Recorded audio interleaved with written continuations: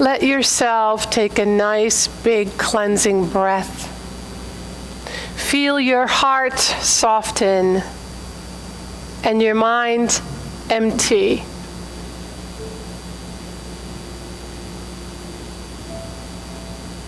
Allowing yourself to become fully present in the moment.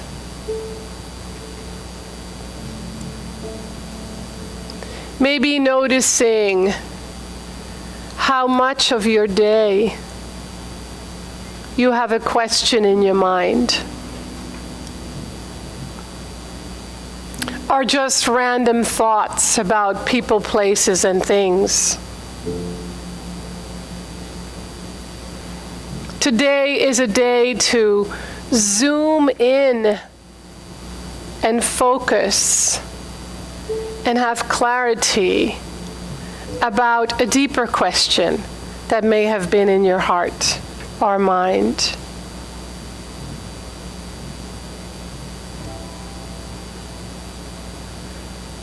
And so let it become more conscious and more specific, because today is a day at Center for Spiritual Living, Morristown, where we do Q&As, where you get to ask a question, and then there's an answer from just one perspective.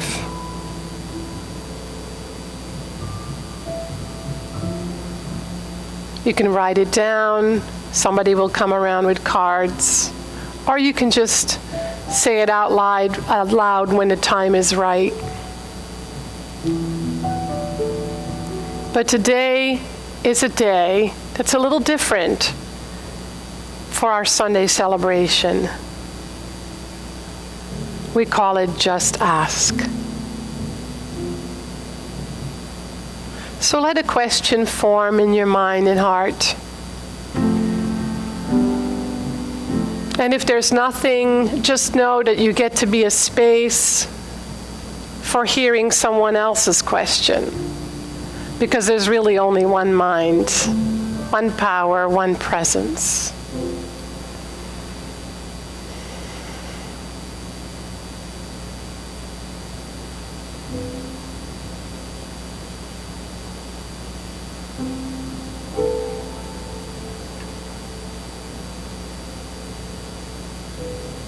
So now gently bring your attention back, taking another deep cleansing breath.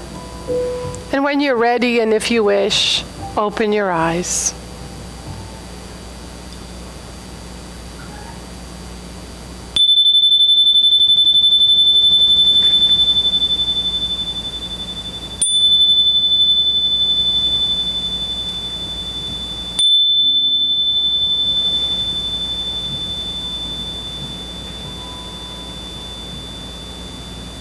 Good morning.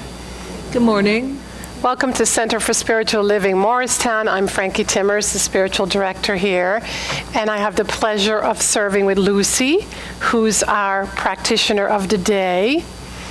We have out there a basket that we're collecting gift cards because Lucy's mom and her niece's 2-year-old baby, Brianna, have just arrived from Puerto Rico.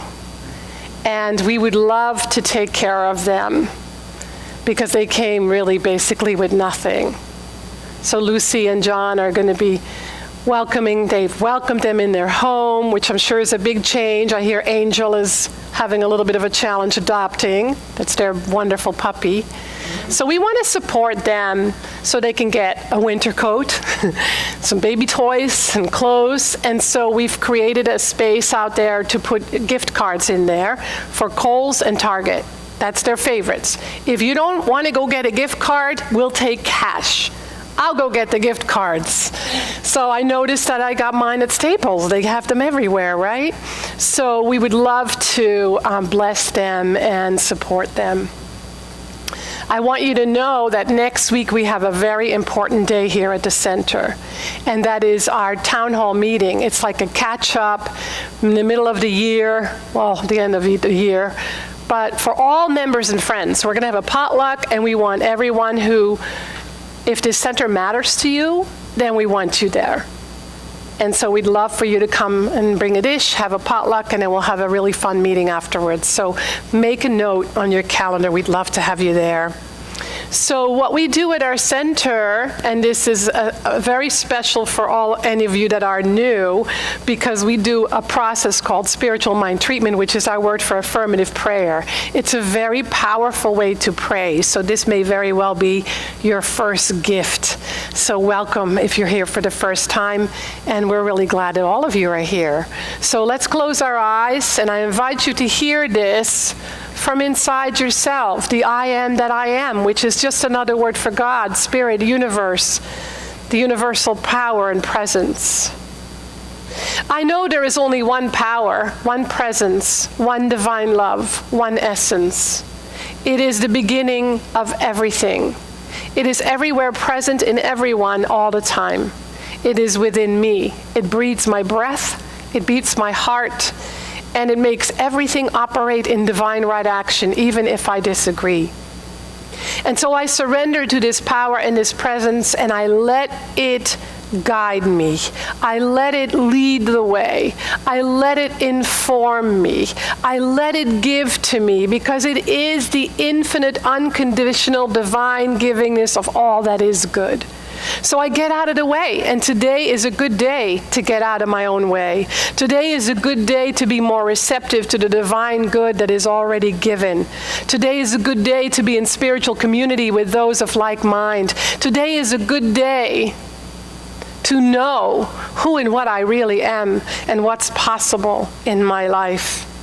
And so I become an instrument of this divine love and this divine wisdom, because I'm here to share the good. And the more I share it, the more I receive. So I'm truly blessed to be in the presence of wisdom and love and conscious action. So with gratitude, then, I turn this word over to the universal law. I can only say yes. So it's already demonstrating it for me and everyone present. And so it is. So today we have something different. Oh wait, let me first introduce Kim. Our beautiful angel singing behind the piano is Kim Kalesti. Let's give her a warm Morristown welcome. I told Kim to bring some of her artist's work, her artwork, and she has some books out there that she's selling today, so go take a look. They're really special.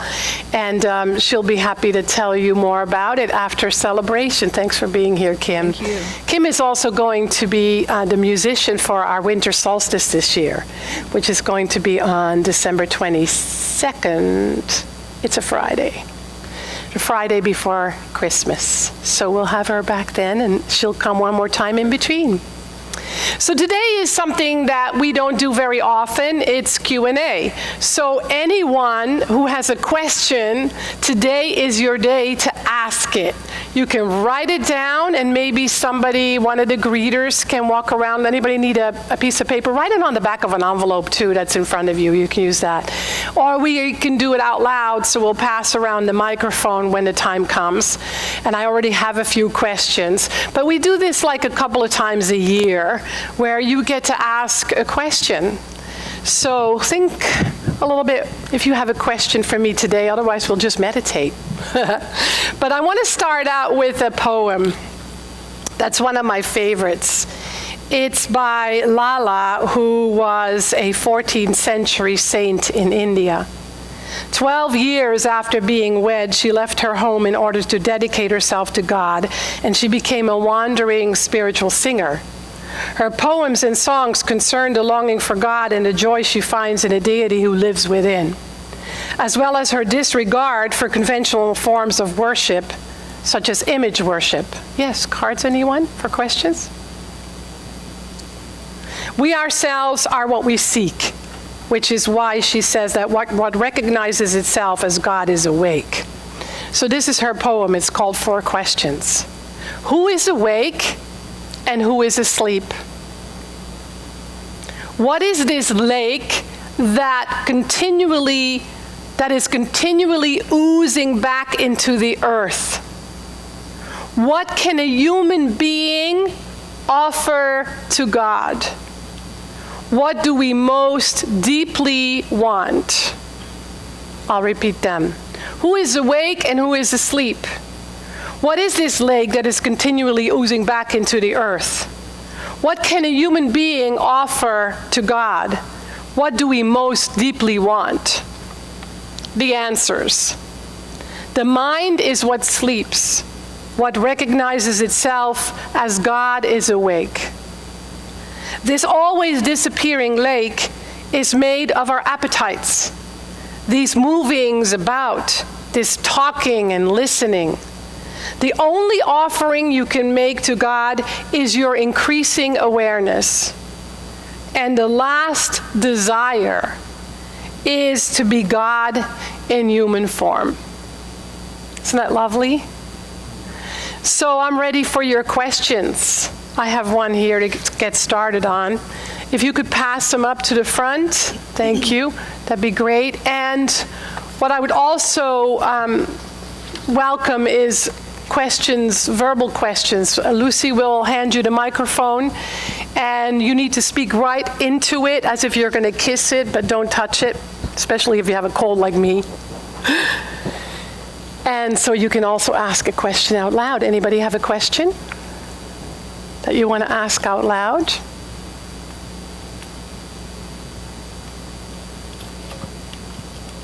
You are going to make me do all the talking, aren't you? Yeah, I gotcha. Nobody? Who wants the mic? Who wants the mic? I have a question for you, but I don't want the mic. Okay. A dirty mic. I have a son, Michael. He's clean, so I'll kiss my son, Mike. Anyway, this is something I wrestle with all the time, and I know we've spoken about this on Sundays as well as in classes. That whole issue of there's no evil, there's just an absence of love. Can you please help me wrap it around my head and my heart when things like Las Vegas happens and refugees and bombs and anger and what I think most of us would consider evil, okay? But there's no such thing as evil. So can you just spend a couple of minutes talking about how you, I don't want to say rationalize it, but how you make it work? Yeah. So in the science of mind philosophy, we don't say there's no evil. We say there's evil. But we say evil is the absence of good. It's the absence of love. When you and I don't feel our connection with spirit, with the universe, and we feel the absence of good, God, love, we get a little crazy. We might say things that are not kind. We might do things that are not in integrity with the truth. We might hurt people's feelings. We might do some stupid things. So there's degrees of what we experience when we don't feel connected to life with a capital L, to our source, to the truth. So what we call evil in the world is simply the absence of a conscious connection to God. And I think it's really important for us to explore that in our own consciousness so that we can wrap our mind around it. Because if we always live in the question and we're just baffled, we'll be stuck. And it will affect everything because all of life is connected. So what we witness as evil, in addition, comes from the egoic mind. It comes from our own perception. That may sound crazy, because what I might call evil, somebody else might not call evil. Terrorism, for example. People who are terrorists, in their mind, they think they're doing good. They think that they're getting back at we, the terrorists, because they're calling us terrorists, and we started it. So we have to begin to understand how other people, other groups think, especially those who we don't agree with. Because from a spiritual perspective, there is only good. There's only love. There's only life. But if we can't wrap our minds around it, it's because we have an opinion about it that is from the realm of duality. I know with every fiber of my being that this is really challenging and really difficult and really painful. Because when we witness suffering in the world, we're usually confronted with our own suffering and we don't even realize it. So in that moment, we have some healing work to do. And as we heal from our own suffering, we become a compassionate, loving instrument in the world. So as long as I carry any hatred or resentment towards my mother, my father, my brother, my sister, my president, and my neighbor, I am part of the problem. Because the universe say, a little bit of hatred is okay, but a whole lot isn't. Where is the line? So it always brings it back to us looking inside ourselves and saying, how am I a part of this? Where do I feel a disconnect with my source? And how can I deepen that connection and deepen that love? So, one moment. So let me add one other piece to this. We have to remember that in spirit, in love, capital L, in God, there is no evil. It doesn't exist. It's all divine right action. It's all cause and effect. It's all as within, so without. But the moment that we see life from the dualistic perspective and from the ego perspective, we begin to judge good, bad, right, wrong. So we get to deepen our understanding that there is an unfolding that's happening in the world that got us to where we are today, and we're each a part of it. The moment we think we're separate from it, we're part of the problem. So we get to do our own healing work, and I truly understand that this is a really difficult question, and it can be painful, and I don't have the perfect answer, but this is how I understand it. It comes back to self and the healing that I must do. Yes, Michael? No. Be loud. So. I'm a twin guesser. As you say, I want to reflect on an answer of that. Okay, I'm looking for questions. Sure. Okay. That works for me. Yeah. You know, I know people that are slightly different, off, weird, bad, whatever. And if I was to reach out to them, they may reach out to somebody who they see different, bad, evil, whatever. So I need to take the first step. At the end of that line, there may be a bomb. There may be a shooter. So I feel like I need to take the first step to reach out to someone. So I normally don't like that person. Naturally or intuitive to step out and say hello, I'm getting this, and just down on you. If they may need it. And at the end of that line, who knows? And what is your question? Well, what I said was that I want to reflect on her. Oh, okay. Her question. Good. I'm looking for questions. I have a whole stack. Are you at all anywhere else with your answer that you're looking for? Are you still? I think this is something I wrestle with Yeah. all the time. But I think we. But I always like hearing, there's always something for me to go home and chew. And I think we all do. I don't want to speak for everyone, but I think that that's a question that we may never truly have the perfect right answer for because it's a big one. I think it also changes. Yeah. Perspective changes. What's going on Yeah. with each individual. It's all this Yeah. Yeah. Thanks, Frank. Question. So I'd like to ask a question. Yeah? That builds. Is it just an inside job? No, of course not, because that's within, so without.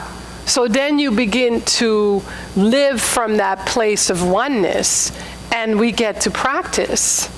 So it's that living lab that we love to use, that language. It then becomes a living lab, and then you notice where in the world you separate. Whether it's other cultures, other races, other ages, other people. I mean, some of you might be sitting here having some resentment about other religions. Maybe the religion that you grew up in. So it's really everywhere. It's like when I walk through my day, and whether I go to the store or I'm watching TV or I'm connecting with a friend, my mind is active, and I get to notice where I'm in resistance, where I'm in reaction, where I'm in compassion, where I'm in love. So all of life gives me information, what I believe, and it tells me where I am aligned and where I'm misaligned. Does that make sense? You know, it's never only just on the inside. Okay. So I'm just going to use these. If I don't get to answer them all, then I will put them into another talk sometime in the future. And if anybody has a question, just stand up and let us know. Best way to address the subconscious programming. That's a good one. Okay, so does everybody agree that we have subconscious programming, or are there people say, no, I don't agree with that? Anybody not agree that we all have subconscious programming? Okay, so why one person? So the majority in this room believes that we have subconscious programming. Of course we do. Even the programming of how your heart beats and how your lungs work is subconscious. It's supposed to be. Because if you have to think about your heart beating and your lungs working, you would be really busy. And you would have no time for anything else. So your subconscious mind is like your protector. Your subconscious mind holds all memories, and I thank God every day that I don't have to be conscious of all my memories, because some of them aren't that great. So my subconscious also holds all functioning of the body, and it's kind of a storehouse. It probably holds everything since the beginning of time. If you believe in past lives, it's all there because it's consciousness. It doesn't just go somewhere. So what's really important is if we have major problems in our lives that make us not be vibrantly alive and feel whole, it might be good to check out and see what it is that you believe. So maybe you say, oh, I hate blankety blank, or I can't stand blankety blank, or I always, or I never. You know, those absolute beliefs that you hold in your mind, they are related to a belief that you carry in your subconscious and you think they are truth. So that's why we use spiritual mind treatment in our teaching, so that we can put droplets of truth into the troubled water until it becomes clear. And so yes, we want to pay attention as we go through our day, through our lives, what you believe, because sometimes we don't realize it. When I work in counseling with people, they say, you know, I don't understand. I really believe in abundance, but I'm always broke.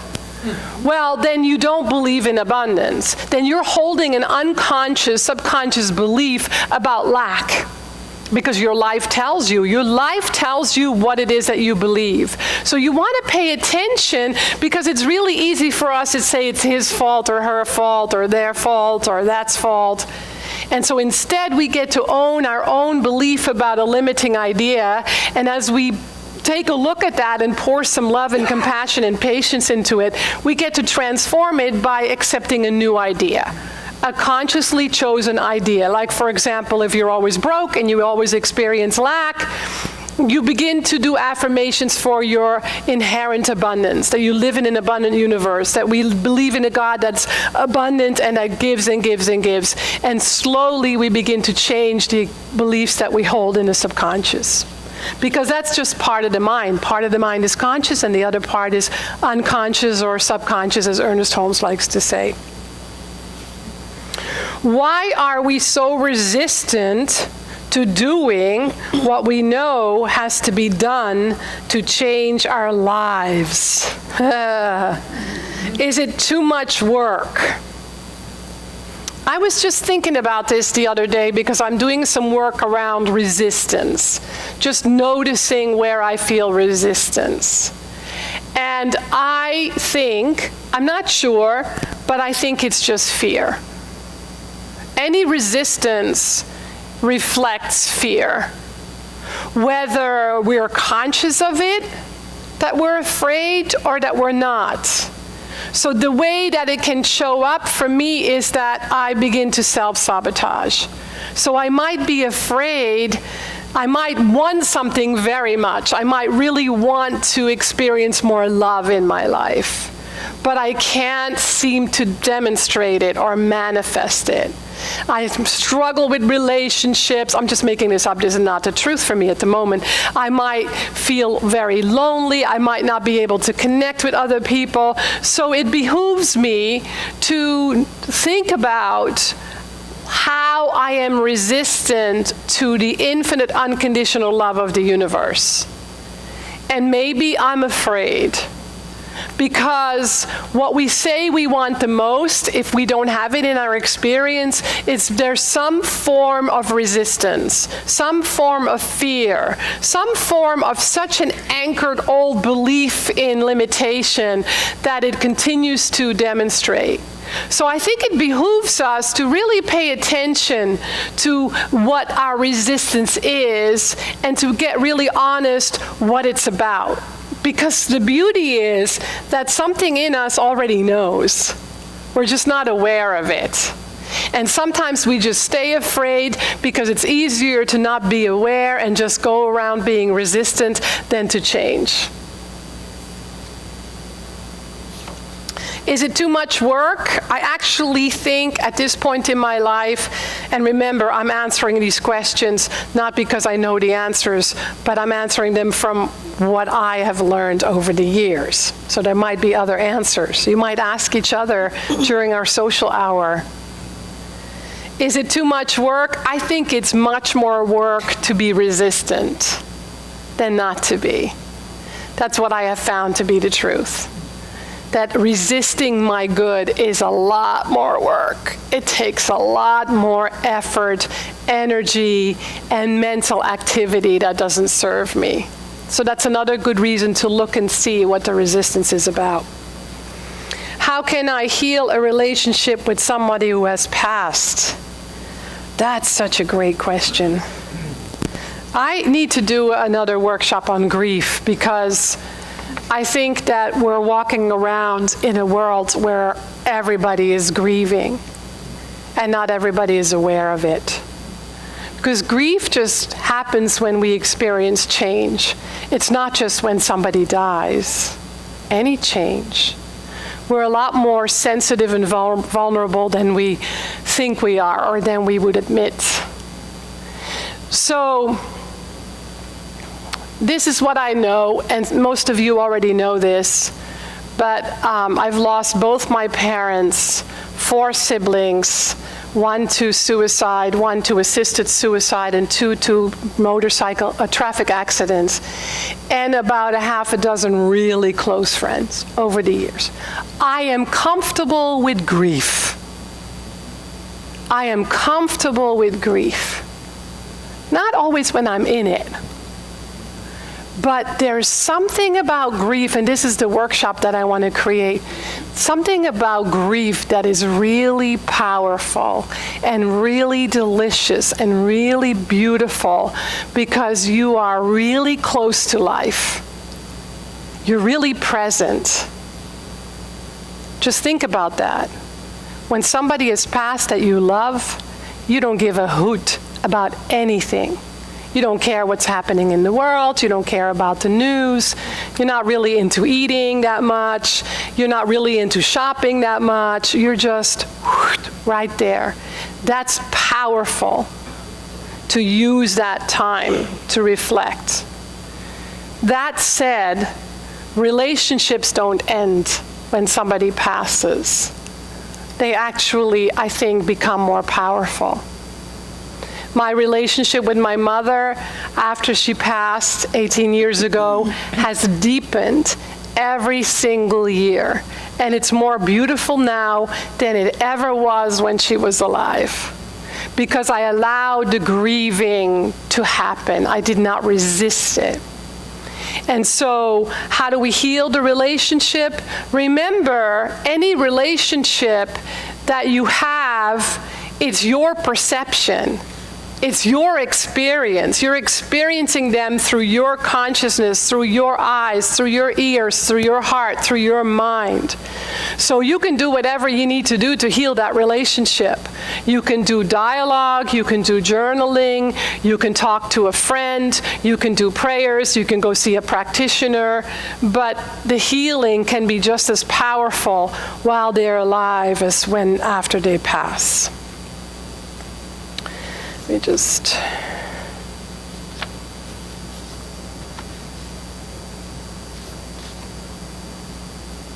Oh, this is a good one. Okay. How many times a day do you meditate and for how long?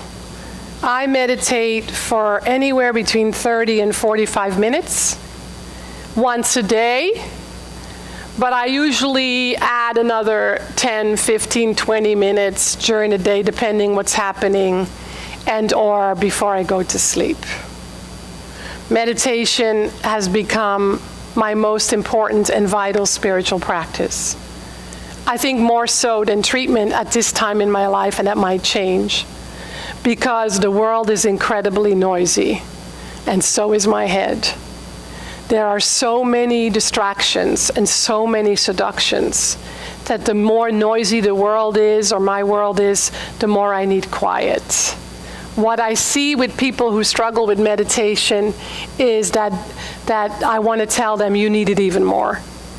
You know, it's St. Francis de Sales that said, if you don't have time to meditate for 15 minutes, you need an hour. Right? And so we live in a culture where we're very resistant to being quiet, to quieting our mind, and to not doing anything.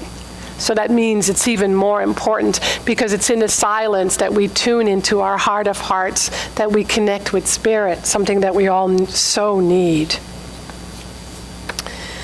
I'm a visitor. Can you briefly explain the science of mind?